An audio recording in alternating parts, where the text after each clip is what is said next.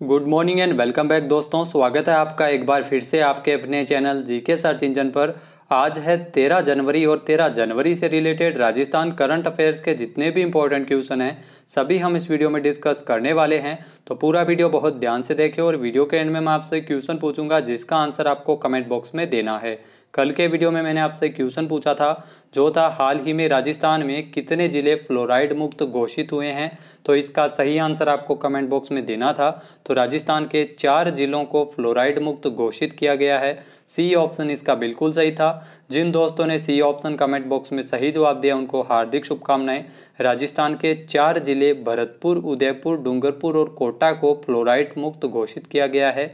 जलदाय विभाग की ओर से घोषणा की गई है। राजस्थान का पानी अब फ्लोराइड फ्री होने लगा है। 4 जिले को फ्लोराइड मुक्त घोषित किया गया है। देश में राजस्थान एकमात्र ऐसा राज्य है जहां पानी में फ्लोराइड की मात्रा सबसे ज़्यादा है। राजस्थान के 4 जिलों में 100% फ्लोरिडेशन प्लांट है वो लगाए जा चुके हैं। इससे जिलों की जो आबादी को शुद्ध और साफ पानी है वो मिल सकेगा, स्वच्छ पानी मिल सकेगा। चलिए स्टार्ट करते हैं आज के करंट अफेयर्स। पहला क्वेश्चन है, हाल ही में राजस्थान में आयोजित हुए सृजनात्मक साहित्य पुरस्कारों में कविता श्रेणी के अंतर्गत पहला पुरस्कार किसे दिया गया? तो राजस्थान में सृजनात्मक साहित्य पुरस्कार वितरित किए गए थे जिसमें कविता के अंतर्गत पहला पुरस्कार है वो राम नारायण मीणा को प्रदान किया गया है। सी ऑप्शन इसका बिल्कुल सही है। राम नारायण मीणा का संबंध है वो राजस्थान के कोटा से है। आइए जानते हैं इंपॉर्टेंट फैक्ट्स। तो राजस्थान पत्रिका समूह की ओर से वार्षिक रूप से सृजनात्मक साहित्य पुरस्कार दिए जाते हैं। कविता में पहला पुरस्कार कोटा के रामनारायण मीणा को हलधर की कविता स्त्री और रंग इनकी जो कविता के लिए दिया गया था। कविता में ही दूसरा पुरस्कार दिल्ली के मैग्सेसे अवार्ड विजेता अंशु गुप्ता को प्रदान किया गया था। इनकी कविता एक बार तो रोका होता के लिए इन्हें पुरस्कार दिया गया था। यह समारोह 11 जनवरी को आयोजित किया गया था। पंडित जाबरमल शर्मा की स्मृति में व्याख्यान की शुरुआत सबसे पहले 1992 में की गई थी और इसी अवसर पर हाल ही में 11 जनवरी को व्याख्यान भी आयोजित किया गया था और पुरस्कारों की भी घोषणा की गई थी। सृजनात्मक साहित्य पुरस्कारों के ही अंतर्गत कहानी में पहला पुरस्कार सीकर के संदीप मील की कहानी जानना अभी बाकी है के लिए दिया गया था। नेक्स्ट है, हाल ही में राजस्थान प्रगतिशील संघ की ओर से जन साहित्य उत्सव का आयोजन किस माह में किया जाएगा? तो राजस्थान प्रगतिशील संघ की ओर से जन साहित्य उत्सव का आयोजन है वो फरवरी 2021 में किया जाएगा। बी ऑप्शन इसका बिल्कुल सही है। आइए जानते हैं इंपॉर्टेंट फैक्ट्स। तो राजस्थान प्रगतिशील लेखक संघ की ओर से फरवरी माह में ऑनलाइन आयोजित किया जाएगा पीपुल्स लिटरेचर फेस्टिवल जन साहित्य उत्सव। इसके 45 सत्र है वो आयोजित किए जाएंगे। इस बार जन साहित्य उत्सव का जो लोगो है वो मशहूर चित्रकार रामकिशन अडिग ने तैयार किया है। पीपुल लिटरेचर फेस्टिवल के जो मुख्य संयोजक ईश मधु तलवार की ओर से बताया गया है कि इस बार किसानों की समस्या के साथ साथ नेहरू और महात्मा गांधी जी पर भी सत्र आयोजित किए जाएंगे। लेखक पुरुषोत्तम अग्रवाल का नेहरू की प्रासंगिकता पर व्याख्यान भी आयोजित किया जाएगा। तो इसका आयोजन फरवरी में होगा। नेक्स्ट यहाँ पे क्वेश्चन है, हाल ही में राजस्थान में मुख्यमंत्री अशोक गहलोत द्वारा कृषि उपज मंडी समितियों में ब्याज माफी योजना की अवधि कब तक बढ़ाने के प्रस्ताव को मंजूरी दी गई है? तो ब्याज माफी योजना की अवधि है वो राजस्थान के मुख्यमंत्री अशोक गहलोत ने 31 मार्च 2021 तक बढ़ाने को मंजूरी प्रदान की है। ए ऑप्शन इसका बिल्कुल सही है। आइए जानते हैं इंपॉर्टेंट फैक्ट्स। तो ब्याज माफी योजना की अवधि है वो 31 मार्च 2021 तक बढ़ाई गई है, इसको मंजूरी प्रदान की गई है। कोविड-19 के प्रभाव से दृष्टिगत इस योजना में राज्य की विभिन्न कृषि उपज मंडी समितियों में मंडी शुल्क, आवंटन शुल्क एवं बकाया राशि की वसूली एवं प्रकरणों के निस्तारण के लिए जो ब्याज पर 75% ब्याज माफी का प्रावधान इस योजना के अंतर्गत है। पहले ये योजना 31 दिसंबर 2020 तक लागू थी जिसे बढ़ाकर 31 मार्च 2021 से किया गया है।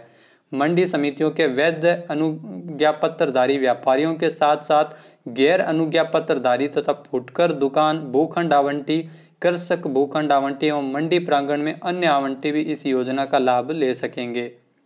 नेक्स्ट क्वेश्चन है, हाल ही में राजस्थान से किसने जन राज्य युवा संसद में पहला स्थान प्राप्त किया है? तो राजस्थान से अमी शर्मा ने जन राज्य युवा संसद में प्रथम स्थान प्राप्त किया था। सी ऑप्शन इसका बिल्कुल सही है। आइए जानते हैं इंपॉर्टेंट फैक्ट्स।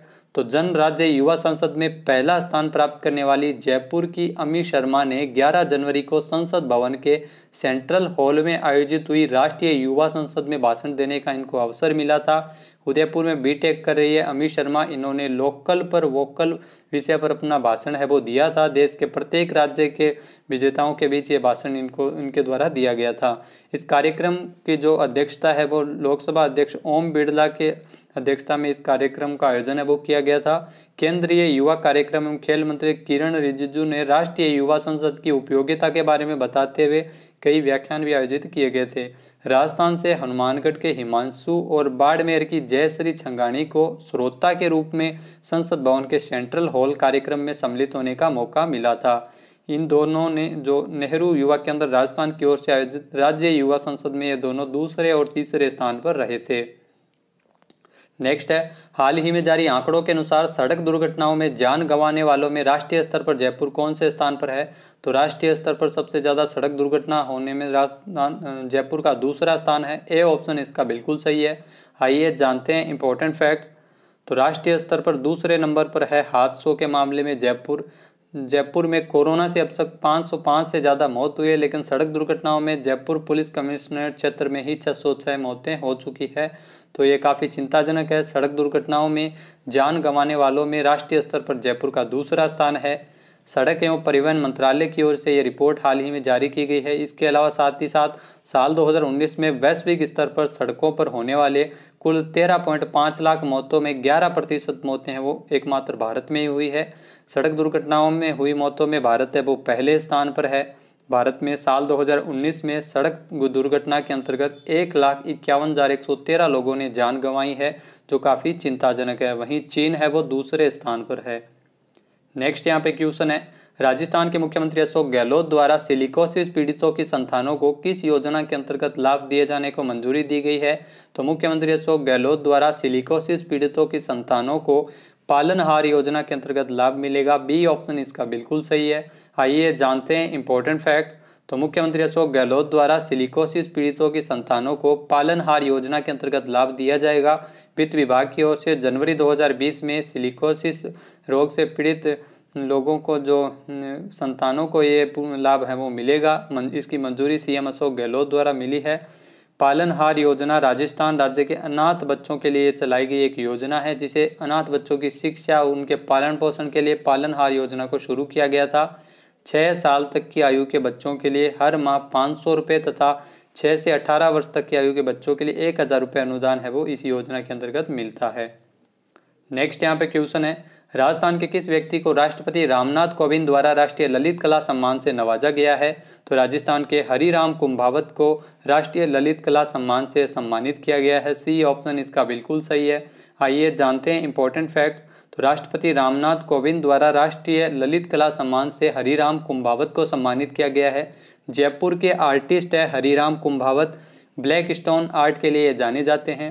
राष्ट्रीय ललित कला अकादमी की ओर से पुरस्कार दिए गए हैं। बात की जाए राष्ट्रीय ललित कला अकादमी की, तो इसकी स्थापना 5 अगस्त 1954 को एक स्वायत्त संस्था के रूप में हुई थी।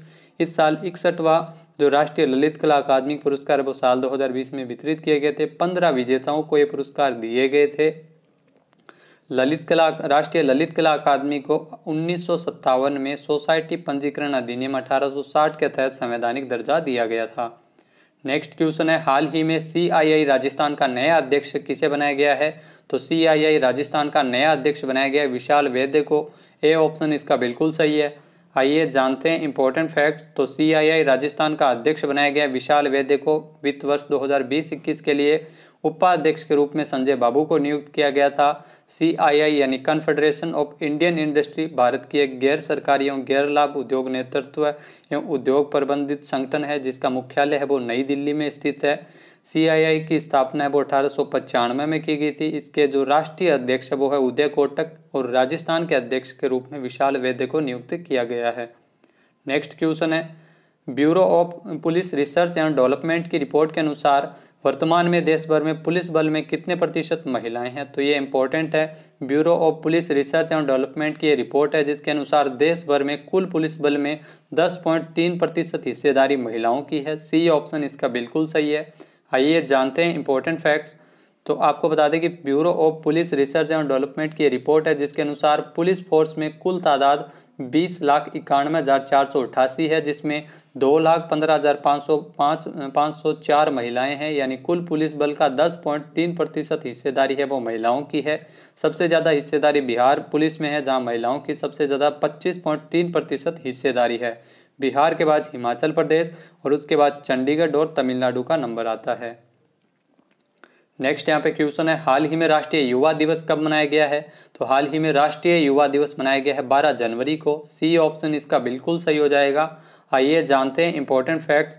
तो स्वामी विवेकानंद जी की जयंती के अवसर पर हर साल 12 जनवरी को राष्ट्रीय युवा दिवस मनाया जाता है।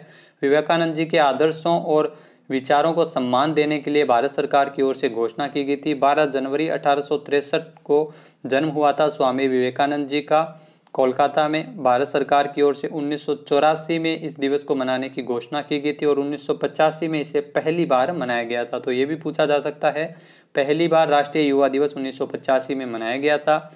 इनके आदर्शों का प्रचार करने के लिए मुख्य रूप से राष्ट्रीय युवा दिवस है वो मनाया जाता है।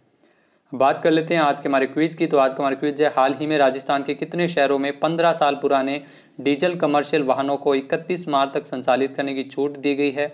एक बार फिर से सुनिएगा, राजस्थान के कितने शहरों में 15 साल पुराने डीजल कमर्शियल वाहनों को 31 मार्च तक संचालित करने की छूट प्रदान की गई है? इसका सही आंसर आपको कमेंट बॉक्स में देना है। और अगर ये वीडियो आपको पसंद आए तो इसे लाइक और शेयर जरूर करें, साथ ही साथ हमारे चैनल को भी जरूर सब्सक्राइब करें। इस वीडियो की PDF फाइल आप वीडियो के डिस्क्रिप्शन बॉक्स से डाउनलोड कर सकते हैं और इस क्वेश्चन का आंसर आप वोट करके भी कर सकते हैं। वीडियो कैसा लगा कमेंट बॉक्स में जरूर बताएं। वीडियो को ज़्यादा से ज़्यादा शेयर करें, लाइक करें। वीडियो देखने के लिए धन्यवाद। जय हिंद, जय भारत, जय राजस्थान।